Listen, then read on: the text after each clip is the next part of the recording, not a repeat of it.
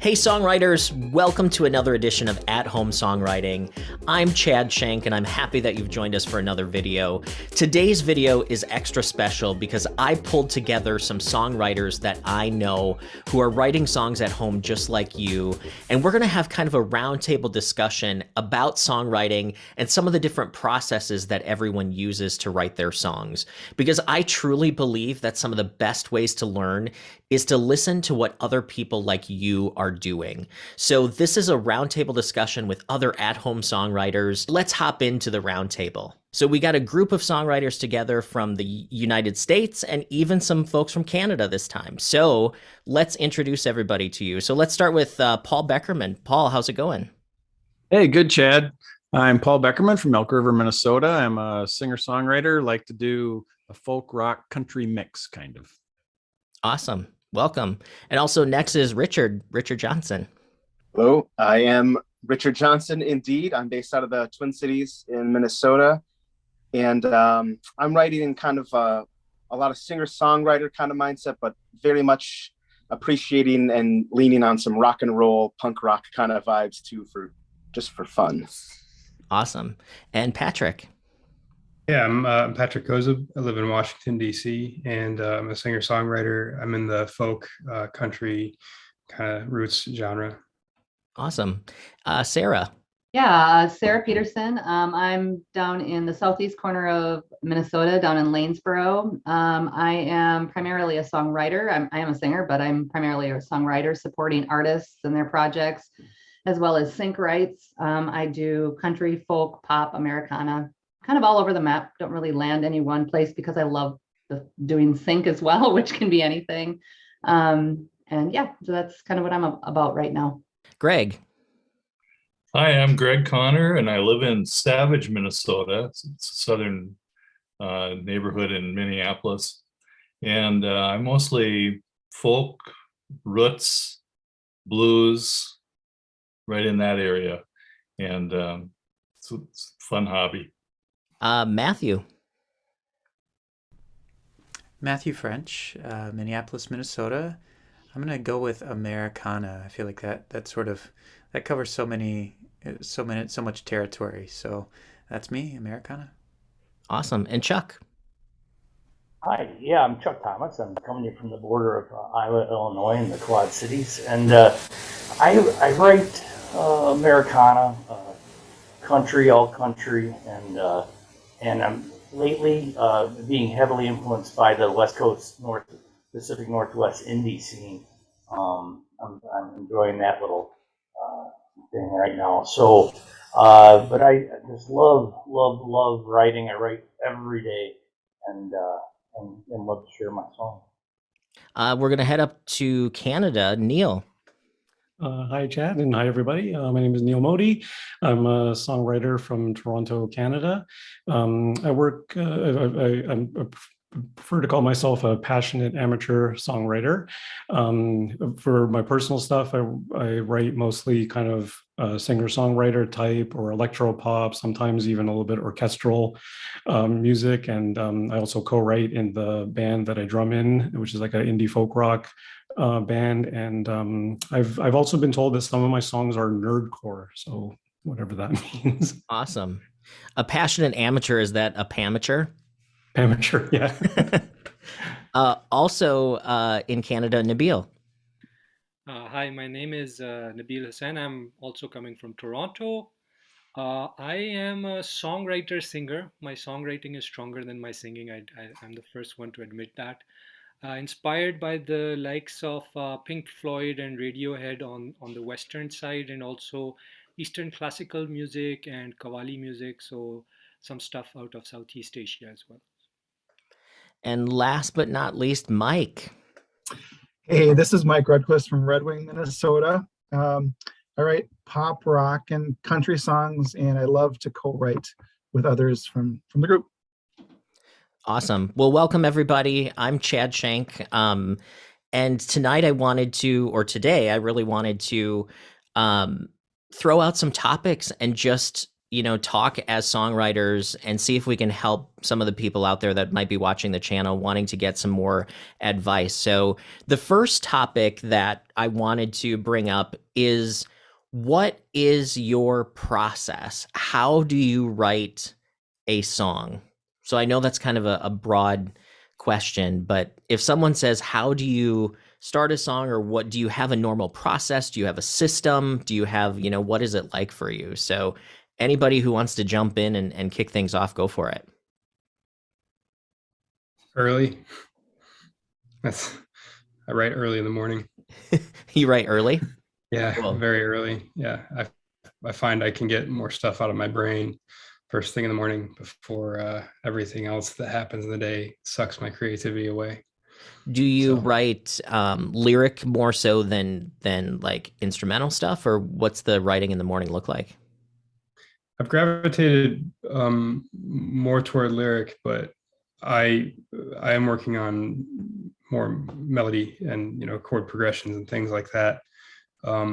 Yeah, but the balance has been more toward lyric at the moment, for sure. Awesome. Nabil. It depends. I mean, I used to write lyric first, but I found following good YouTubers is a great way of writing, because a lot of good YouTubers, and I don't just mean songwriting YouTubers, even like there are people who are doing some great work around music theory, on the guitar, for example, and will explain some stuff out. And sometimes you just listen to something and you're like, I want to put that in a song, right? I hear the transition in my ears that you're doing, and I can feel a different change in the mood, and I really want to put that in a song somewhere. To me, those have been like, whether you're stealing from jazz or from flamenco or from some other style, and particularly because I try to write the psychedelic rock, Pink Floyd kind of style, Radiohead, and they have so many elements coming from so many different places. So for me, that has been like a great discovery to like just go explore some other styles and see what they're doing in terms of theory. Awesome. How about you, Neil? Yeah, so my process has kind of changed over the years, because when I was younger, I wrote exclusively instrumental music on my keyboard using MIDI-based instruments and things like that. So my brain it goes to music almost automatically, like chord progressions and melodies and things like that. And then when I started writing songs per se, I still kept with a music first approach, and then tried to stick some lyrics on top of it. But I think after studying a little bit with Pat Pattison, I think my mindset kind of changed to title and hook and melody first, as an anchor for a song. And because lyrics are harder for me, I tend to want to do that first and at least write up some kind of draft of lyric, because after that, my life is easy. I can come up with a chord progression, some melodies, and some interesting musical things very easily. But I struggle through the lyric, and then it's kind of smooth sailing. And then I go back and tweak the lyric because some of it doesn't fit with the music necessarily. But that's, in a nutshell, that's my process. I love the do the hard stuff first, like the stuff that you don't like. I love that approach. That's probably something I should do more frequently, honestly. Mike, how about you? Yeah, sometimes I'll actually start with the chord progression, and I try to challenge myself, and I'll kind of randomly pick a song from a year from the top 100 and pick the chord progression from that song, and then try to get a groove going around it. Obviously, something different, and try to build on that, so I don't use the same chords that I kind of tend to go to. So I try to push myself to say, okay, I'm going to try some crazy song from 1992 that was number 37 that year, something like that. Awesome. Well, I love that Nabil said something about steal and you said something about use chord progressions and stuff, because there are parts of songs that you can borrow and use as a launching point for sure. So as a group and just kind of open discussion, I see everybody nodding heads. It's fun to see that people can relate to each other. Paul, what do you have to say? I am probably the opposite of Neil, where I start with the lyrics most of the time. And I'm a former English teacher, creative writing teacher. So that's kind of where I navigated, and that's where I always started. And I'd record lines wherever I could. I'd record them on my cell phone, I'd scratch them down on a piece of paper, and then it might just start with one line, and I'd pick up my acoustic guitar and try to strum through something and come up with a melody. But more recently, I've been trying to challenge myself to start in different ways, like start with a drum beat or start with a bass line or start with a chord progression, to break myself of the habits that I might have, to come up with something a little more original, because otherwise I might get stuck in a rut. I heard a quote the other day that they said there's a fine line between a groove and a rut. And I like that. Sarah. Yeah, I love what everybody's saying here. My favorite way to start, I have a long list of ideas that I add to constantly and delete constantly and say, oh, that was a great idea. No, it's not, kind of thing, and just kind of build off those. But my very favorite way to write is co-write, because I have strengths and I have weaknesses. And in a good co-write, those weaknesses are met with another writer. I love words. I am a word fanatic. And if somebody's got a great melody, and we can develop a concept within that, then you can fit the words. Like, I mean, I think it's fun to know that you've got this rhythm and you got to put words in that make sense and find that fit. And I agree with what someone else was saying, like to change the underlying thing that you write to. Like if I can write to a good track or something that in an area that I don't normally write to, I'm gonna write something much better and much more original than I would if I'm just grabbing my guitar and playing the 14 chords I know, because I'm not a great guitar player. Like I play and I can do it, but I'm not fantastic at it. So I'm not excellent at it. So if somebody else is excellent at that, to pair your excellence with someone else's excellence, I think is just magic. And I love that part. Awesome. Chuck, how about you? Yeah, this is such an excellent place to start a conversation with a group like this, because everybody is going to have their own way of approaching songwriting, and it's interesting to hear what other people are doing. And for me, as a beginning songwriter, it's interesting to see how we even change our processes from where we came in to this to where we are now. And I was a poet. I don't play an instrument, so I was lyric heavy coming into it. I would come up with a title, I'd come up with a line or a hook, and I would write from that with no sense of melody, no idea of melody.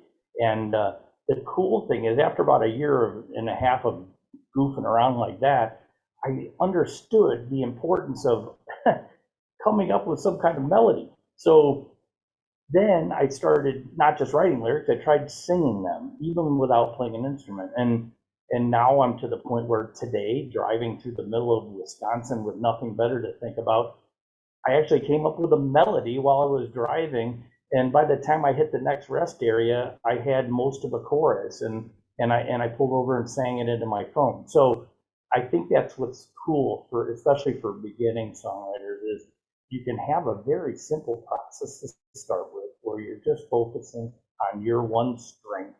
But as you continue to grow and your various parts to the process strengthen, you will find how much easier it is, and how much more fun and satisfying it could be. That's where I'm at. That's an awesome point, Chuck, because that's what I think about, like doing songwriting exercises and focusing on just maybe even not even writing full songs, but experimenting with rhyme scheme or experimenting with rhythms or melody.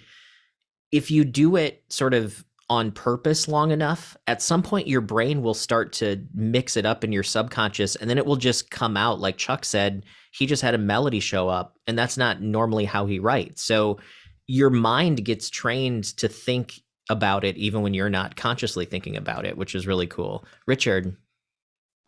And to kind of keep bouncing forward from Chuck's idea and what you're saying there, Chad, like, I know if you asked me, what's your songwriting process? Unlike Patrick, first of all, late. I'm kind of more of a night owl writer. But, typically my most reliable route to getting somewhere is pick up a guitar, kind of strum and hum. For me, lyric and music, almost always the best results I always have is when they're coming at the same time. So I've always kind of chuckled at the question of like, do you write lyrics first or music first? And I go, well, gosh, I don't know. They, in a perfect world, they arrive at the same time for me. But I've found, I've been pushing myself. Someone had made the mention of, kind of forcing yourself into things that maybe aren't your go-to method, and how that can produce cool results. But it's so important, I think, because to Chuck's point, if you're driving down the highway and all of a sudden like an idea comes through and you don't have the tools to really capitalize on it in that moment, that idea might just be lost. If you only start with your guitar and you're driving down the freeway and this awesome guitar riff comes to you, the ethers open up and they're gifting you with this brilliant riff, but you don't have the guitar, some other person with a guitar is going to swipe it from the collective conscious. So I think that behooves us as writers to be willing to grow our tool sets, because you don't know when inspiration is going to strike you, and having as many fishing, lures in the water as possible behooves you for sure. Greg. Yeah, I write, I play my guitar and other instruments 20 minutes at it all day long. So I'll go down for 20 minutes down in my office and play a guitar. I've got a mandolin and a banjo sitting up in the living room, and a few other instruments here and there. So I find that really opens things up when you're playing different things like that.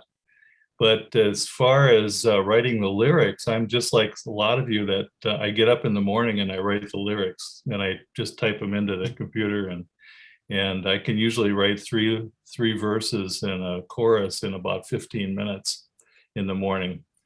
And then and then you edit and edit and edit. But it is fun to do that way. And in the end, you end up with something. And there's a couple of you guys here that are on here tonight that I've co-written with, and I absolutely love that process.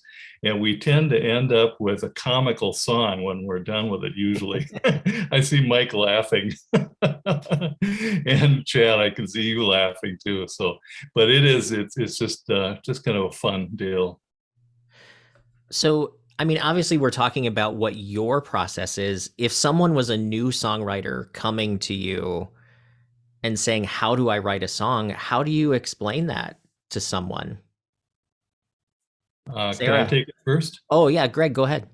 Okay, I think the secret to it is something that I learned in school many years ago. You just start writing. You write down ideas and just start writing.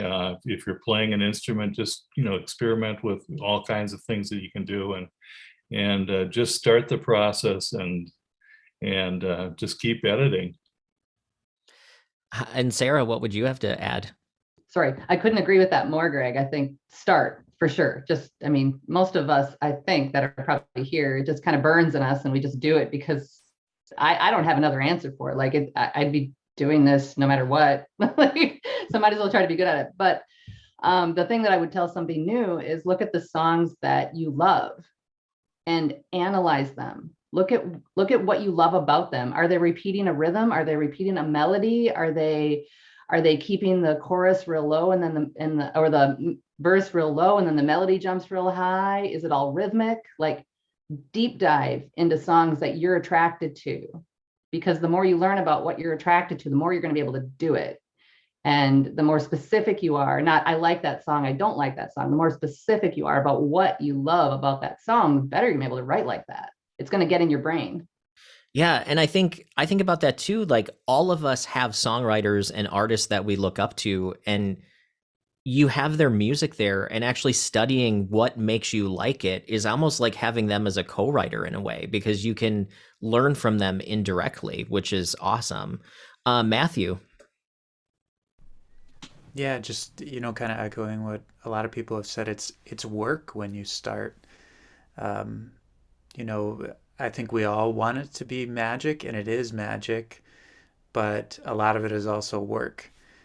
Just putting in the time, playing your guitar, perhaps studying other songwriters, like you said, people that you like. I think I think also it took me a while to be able to say that I was a songwriter. After I wrote the first song and maybe even like the first album or something like that, I was still like, I don't really feel like a songwriter. But you are. You are if you're working at it and if you're putting in the time and if you're, if you're, and it becomes like this, as Sarah mentioned, this passion that burns inside you. And I, have had things that I've gravitated towards in my life that it didn't start out with a burning passion, but I had to like invest a little bit in it. And once I invested a little bit, it was like, I got to do this more and I got to do this more. And I think it becomes like this thing that, that you become addicted to, but it's a good addiction and it's something that will fill your soul time and time again as you continue to exercise it. Yeah, music is a better habit than like doing drugs. So Yeah. that's our PSA for the for the video. Mike, how about you? I would tell new songwriters to don't sweat it. Don't let your editor in too early. Just write a song. Just write a song. Just get it out there. Go through the process and enjoy it. You're not going to write a hit your first song. You got to write a lot of songs before you get one that's probably good. So just do it and don't let the naysayer in your head say, "Ah, that sucks and I'm going to quit." Just do it and you'll be good. That's great advice. Neil. Yeah, I had a thought when you first started the question, and just based on what everyone else is saying, I'm like, such great ideas. I'm like getting a little bit all over the place now in my own brain. But the other thing, kind of following up on what Sarah was saying about listening and analyzing other people's songs, one of the things that's kind of cool to do as a beginning songwriter is take an existing song that you really like, and just rewrite the lyrics. Like almost like you're doing a parody, but do it more seriously, and just trying to invent your own words for that song, or vice versa. Take someone's lyric, because it's easy to find a lyric of a song you like on the internet, and write a new melody for that song using someone else's words, and that's a good starting place. And it also it's analyzing someone else's song, but it's actively analyzing. Right, you're actually putting your own creativity into the analysis, and also what I think Paul was saying too, like give yourself permission basically to write a bad song. Like say to yourself, I'm going to write the worst song that I possibly can. I don't care how bad it is. But what I often find is if I try and force myself through something, even though I start a lyric or start a musical idea, and I'm thinking, this doesn't feel right, just finish the draft. And if nothing else, it by virtue of going in the wrong direction, it then points you and focuses you on the right direction for that song. And you can say, my draft one was lousy, and then you move on to a better version of that, because now I know what not to do. And by method of elimination, you can do that a few times if you need to, and get to something that you're happier with. Yeah, that's great advice too, because I think sometimes we think we only have one shot at writing about like a certain idea or something. And it's like, well, that didn't work, but you might still have a really good idea. You just didn't, execute it correctly. So I love that, Neil. That's great. Paul. I think it depends a little bit on what tools you have available to you. If you have a guitar and you're a lyricist, I would say come up with the lyric first, and then take your guitar out and try a bunch of different chord progressions over that lyric. Try singing that line as many different ways as you can think of until you find one that kind of feels right, and then go with that. If you do have like a digital audio workstation, a DAW, and you can start layering things, maybe you start with a little loop, maybe you start with a drum beat or a chord progression, and then you can just sing nonsensical melody over the top of it until an idea comes to your mind. So if you're starting with music, that might be a technique that could work for you. Awesome. Patrick. So I can't really say anything. I can't say it better than everyone else already has, just to really get started, jump in and write songs. But what I would definitely add to this is that it's a long cooking process. I mean, it takes people years to learn how to write songs that they feel comfortable with, that they feel comfortable with. And then there's a question of, well, then you before you even get into how audiences respond to things, right? I would say, in addition to all the other things that have been said that are great, is that, settle in for a good growth mindset on this. There's a lot of, try to do something a little different every day, make it your goal, early on, at any stage in the game that you're at, to try and write a better song, better songs this year than the years you did before.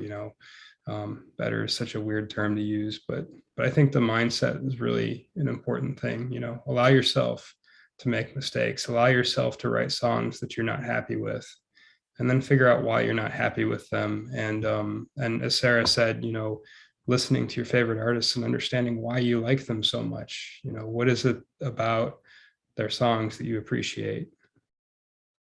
Yeah, I think patience is important. I think that's a good point by Patrick. And none of us came out the first day and grabbed a pen and a piece of paper and were invited to the Grammys that year. I mean, it just isn't, that just isn't going to happen. But I think one thing, if we just talk about the non-tool aspect, if we don't talk about melody, we don't talk about lyrics, what do people want to do? You want to talk about, you want to write about those things, the things that make you feel something, and maybe the things that will make other people feel things that you share with them. And if you start there, you can have an idea for a title, you can have an idea for a hook, and then let that go to some place that makes you feel something. It might be joy, or like Paul said, or Greg said, maybe you come up with something that's fun and funny, or maybe it takes you to a sad place and it hurts a little bit to write, and that's okay too. But start with some emotion and then write about that. Let that feeling come out through your lines and through the images that you put onto the paper, and you will start feeling a sense of satisfaction in your songs fairly quickly. Greg. I was just going to mention songwriting challenges. Somebody comes up with an idea and then everybody joins in. You could do that with your circle of friends, or you could do it like with the Minnesota Songwriters Association, or there's all kinds of these things around. And I just wrote a song about a groundhog. So there is the high and the low. Awesome. Nabil.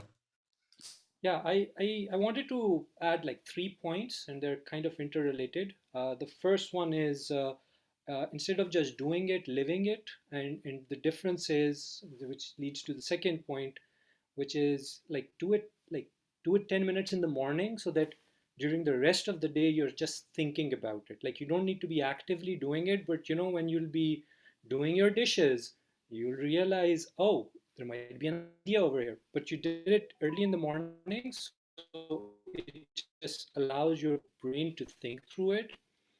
And then also learn to finish your first draft before you start editing it. So when you have an idea, just put it all down, even the bad parts, whatever flows, just write it down, and then think about fixing it and fixing song structure, etc.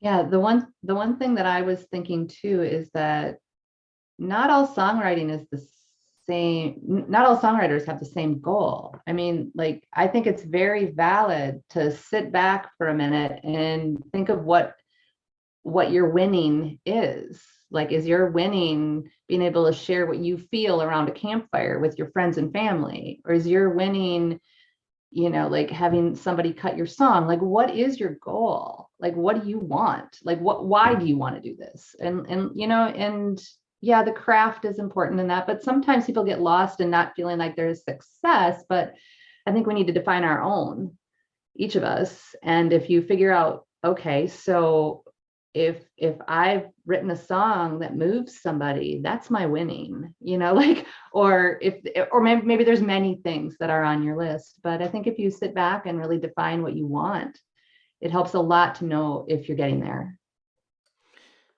Great points. Yeah, I think the why of songwriting I mean, even to the point of, are you the artist? Like, are you going to sing your own songs, or is someone else going to sing your songs? I think that changes how you write or what you write about as well. Neil.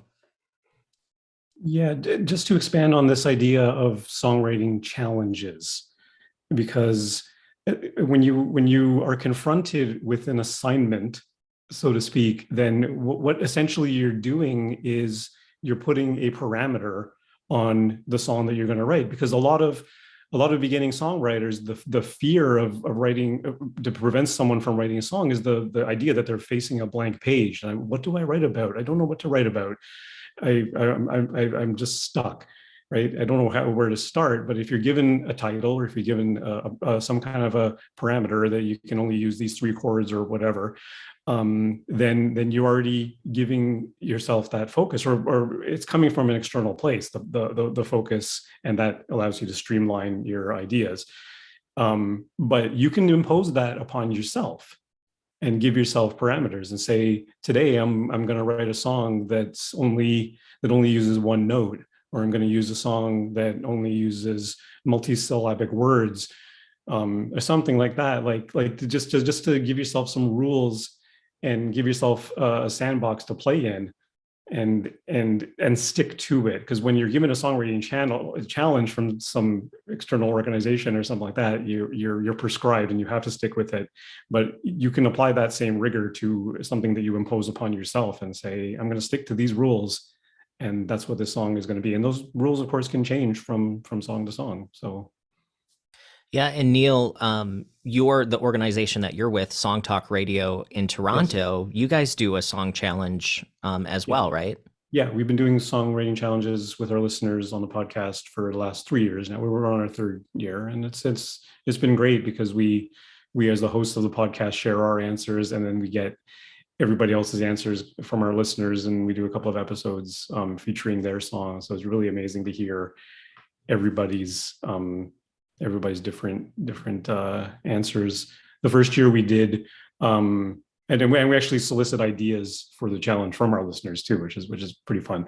So the first year we did, the challenge was to write a happy lyric with a minor chord progression, and the second year was to write a song where the chord progression never changes. And our current one that we're working on right now is writing off of a title. And the title is "Why Do You Cry?" We got a whole bunch of titles from our listeners, and we just picked the one that we thought had the most sort of meat on it, or the most potential. And yeah, it's really, the songwriting challenges are a fun thing because it really puts your mindset, it changes your mindset as to what you would normally do and puts it in a different place, which is always a good thing. Awesome. Patrick. I'm a listener to Song Talk Radio. Awesome, Patrick. Good to hear. Yeah. So to Neil's point, giving yourself some constraints is a really great way to start, because they give you something to push against. I wanted to mention an earlier point when we were talking about why. So anything you do in life, if you have a good solid why, that why is really sustaining. I mean, there are times where, personally, I go through lulls where I just feel like I'm plateaued. I'm not making any progress. And when you have a why, that has a way of kind of pulling you forward. And particularly when you're first starting out and you're really getting a feel for what ego feels like and what it feels like to run smack into that wall of, I want to write a song. Well, not that song. I want to write a better song. We've all had those moments where we're sitting at the page. And I remember the first few songs I wrote, just really trying to grind it out. And that was okay. I mean, to do that was fine. But what really kept me going when I knew that where I was going was kind of rough, was saying, no, I really want this. And I want this more than, anything else I'm doing. I want this to work. So having that why is a really nice, sustaining, important value, I think. Yeah, I just kind of wanted to throw in just being willing to kind of participate in the magic of songwriting. I think it's just even being on having written a bunch of songs, but then being in a call with a group like this, you can feel the magic in everybody's creativity. And I think in any creative endeavor you do, there's something bigger happening than yourself. But at the same time, we're taking all of these little pieces that we're talking about, playing our instruments and writing our lyrics and doing the work, while everything that we do is kind of a deposit into this huge magic thing that we call songwriting. And I think to me that's an invitation to come and be a part of it. And so, for anybody who might be listening, who's an aspiring songwriter or new, or has been writing songs for a long time, we're all kind of in this thing together. And so we invite people along into this thing. Awesome. That's an awesome way to think about it. I love that we're adding to the universal creativity, whatever that is. Richard, you can probably explain that better.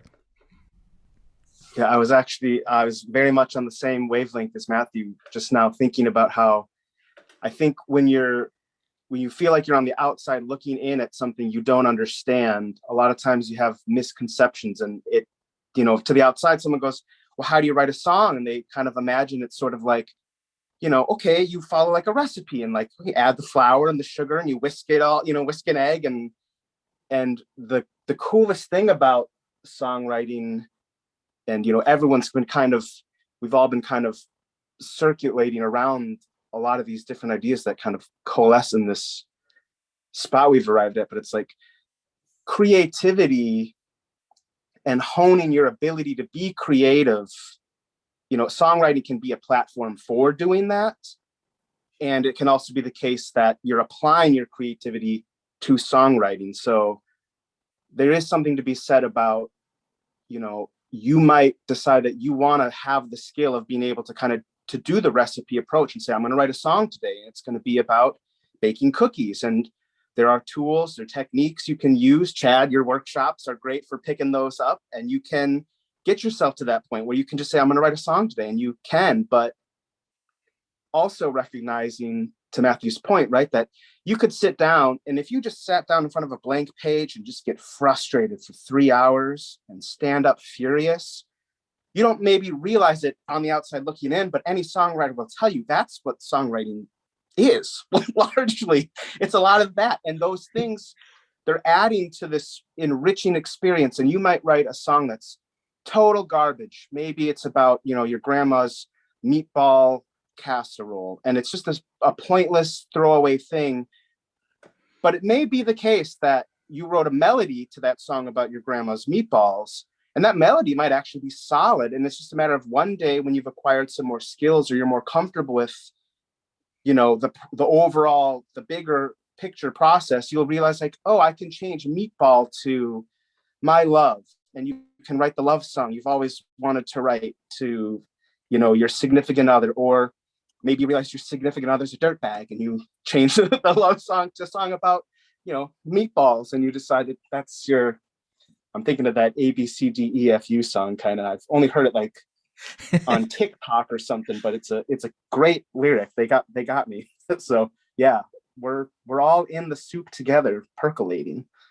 It's funny that I love that analogy that you put songwriting like cooking, because it's so true. Like, we all kind of want to cook something. Sometimes you need the recipe, and sometimes you need a little bit of help, but then other times you're cool making, macaroni and cheese or whatever you're making. So, and there's really good cooks. There's really good songwriters. We all can write songs, but some people are just better at it, and some people are just better chefs because they work at it, What's that, Sarah? And sometimes you burn the pancakes. Okay. So you can start over. Definitely.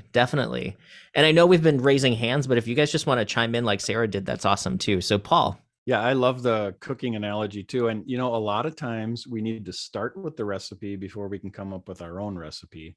So we need to, learn from others and take a run at that first. And I also think that songwriting is kind of like exercise in a sense. You're not going to be good at it unless you practice. unless you work. I know, sorry, Chad, unless you work at it, unless you do it again and again, because I find that the more that I write, the more the creative things are connecting in my head, my brain becomes sort of attuned to that. And I see connections that I wouldn't see if I don't do it often. One of my favorite strategies is just to write as fast as I can. I write so fast that I don't know what I'm going to write next, so that the brain can make these subconscious little connections. And then I can go back and I can edit it out later and try to find a sense in all of that. But I think, beginning songwriters, it doesn't have to be perfect right when you start. You can start with the recipe, but then also practice and try to get lots of stuff down. Well, and to that, the word perfect, I think perfect doesn't exist. I think if you asked anybody that has written a really big song, they probably still have something that they would have changed in it. So I don't think there's actually that great quote. I think it was attributed to Maya Angelou, but it could have just been a meme that put her name on it. But it was like creativity, the more you use, the more you have. Awesome. Love that. Nabil.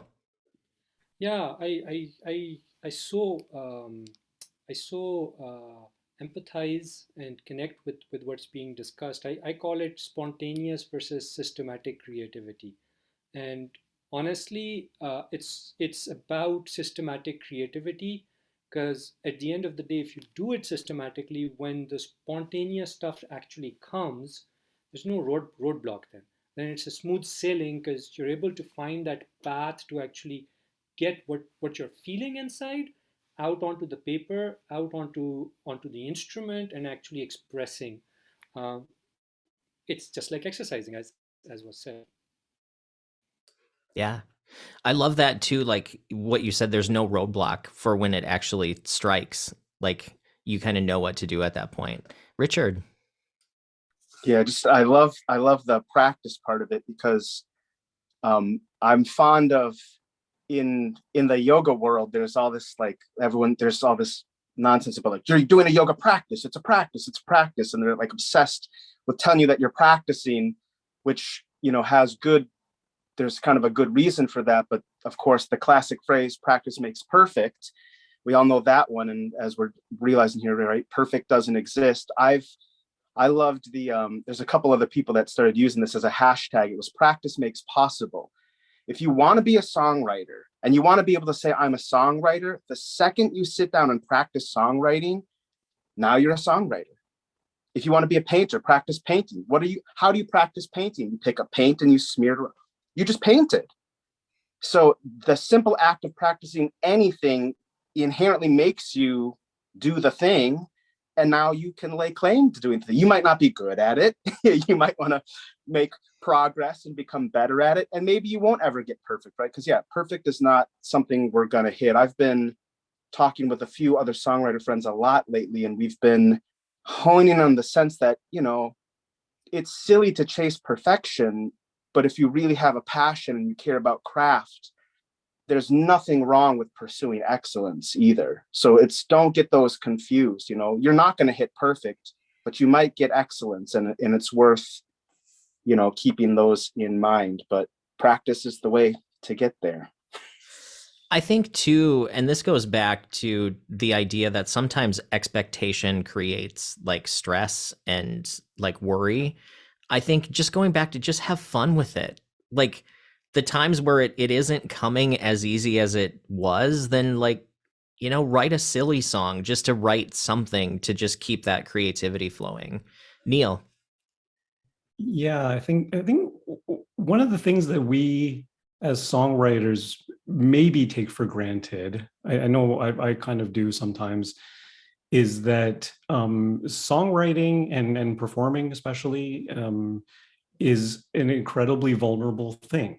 Like you're really putting yourself out there, and as a beginning songwriter, that can be incredibly scary, right?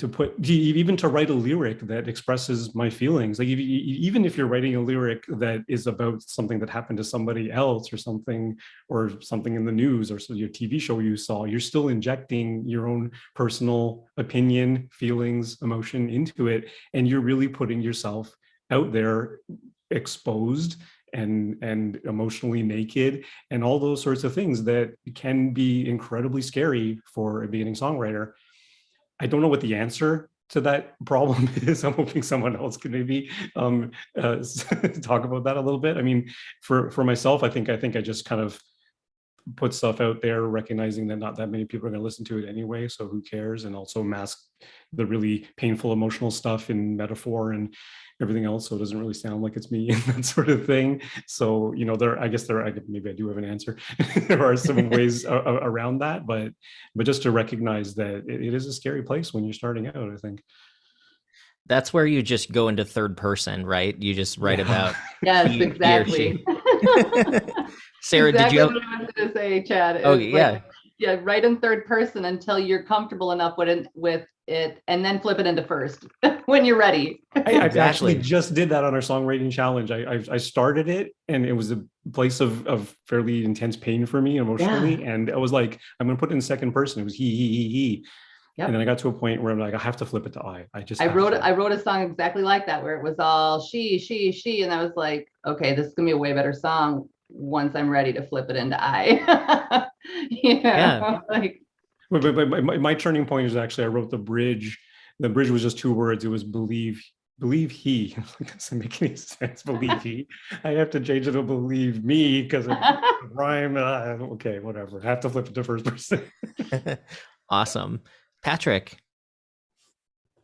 I don't know if you guys ever, when you write, you get to the point where you've written something and then you come back to it and you think, oh, is this going to be relatable? Are they going to get are the people listening to this going to get what this means? Because you don't want to, there's that balance of specificity, right, with things that always gets kind of weird, if that makes sense. But I think the thing I wanted to interject too is that, you know, it might feel like you have blunt tools early on when you're starting out, but it's important to remember too that all of your favorites, you know, started out in these places where you're beginning, right? So they all had cringy moments. They all had moments where they forgot lyrics. They all had moments where they wrote a song and they're like, I don't know how this is going to do, and the song didn't do well, you know. The difference is they just had a lot more time to go through it and to make those mistakes before you saw them. So, I mean, I'm sure there's that odd, you know, total, you know, person who just falls into it and everything feels natural to them. But I think for the vast majority of people, this is a process. It can be taught, it can be learned. It takes time, but it's all accessible to you. And you kind of have to trust that when you start out. That if you work hard enough and you try to keep it mixed up, you will find your way through it to a place where you weren't before. You know, to expand a little bit on what Patrick said about, you know, writing things that are personal, and I think it's great to write that song. When you get to that point where you realize you do need to write the song about your own experience and start using I, like Neil said, it's, you know, you can write that song. It can be so personal that maybe it won't mean as much to the average listener as it could.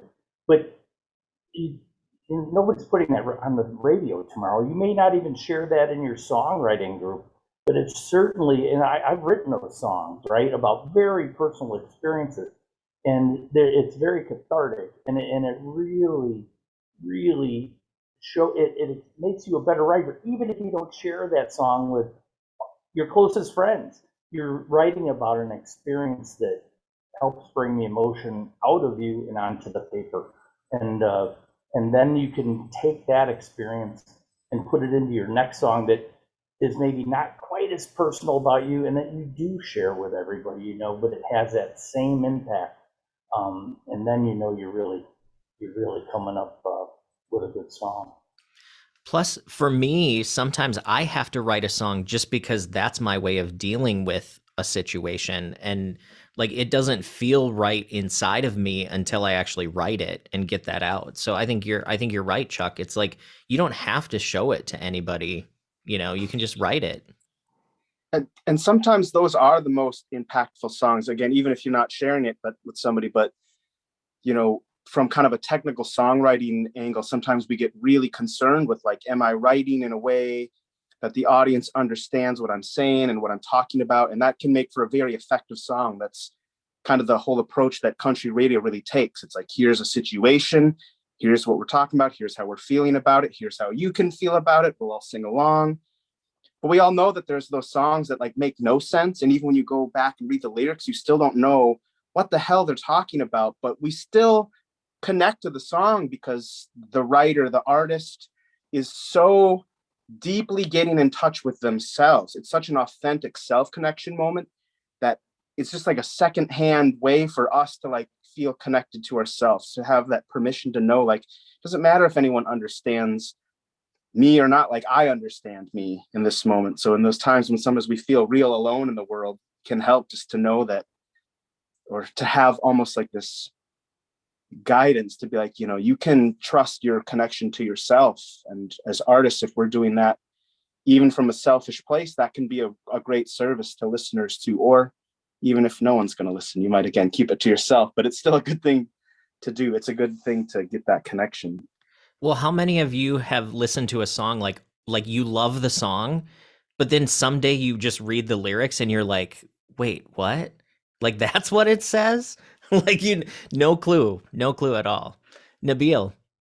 It's like, you know, when somebody starts laughing and everybody starts laughing without hearing the joke, right? Just because it's the atmosphere. Songs have that emotional content that you don't know the lyrics, but yet you can.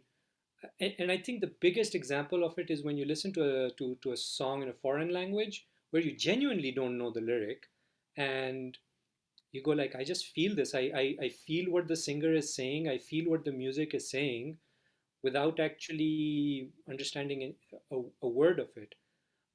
In fact, to the point of like, just bring in a bit of a perspective from Hemingway. He calls it the iceberg theory. If your thought process, if the emotion, if the specificity is in your head when you write the lyric, you don't actually have to write the specificity. It will still carry in your lyric. This is Hemingway, who's known for actually writing pretty succinct, but is probably the greatest American writer out there. So, you know. Paul. There are definitely songs that I like that I don't really understand, but I think the power is when both pieces communicate together, when the lyrics communicate with the music, when the music communicates with the lyrics, because I think they amplify each other. And if you can make them work in tandem, that's where the true power of songwriting comes in. And that's what I love about that. I mean, I used to do just straight poetry, still do that sometimes, but when I can mesh that with music that amplifies it, I think that's really what draws me to songwriting. And yeah, and Pat Pattison would say that the marriage of lyric to music is prosody, right? Like that's the unity factor. Neil. Yeah, there's certainly lots of songs I love that don't I can't make sense of them, head or tail, even if after I read the lyrics, but I still love them, because one thing I've come to realize more recently is that melody is king. And if it's got a catchy, interesting melody that sticks in your head, it kind of doesn't matter what they're singing about. And if it's masked in a really obscure metaphor, then okay, whatever, right?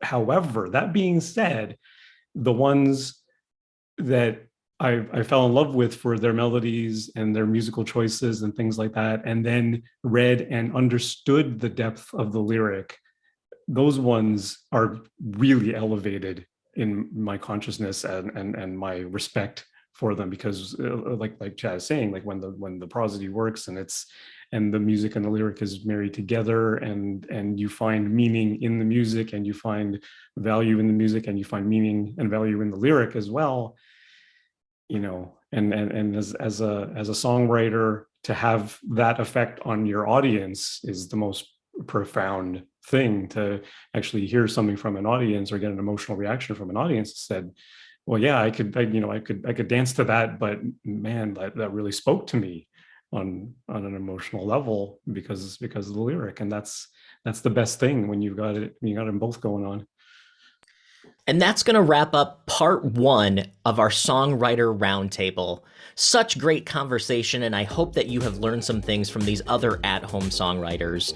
Stay tuned and subscribe to this channel, because coming up we will have part 2, where the group talks about the craft of songwriting and the craft of storytelling in songwriting. You won't want to miss it, so hit subscribe, hit the little bell, and we'll see you next time around.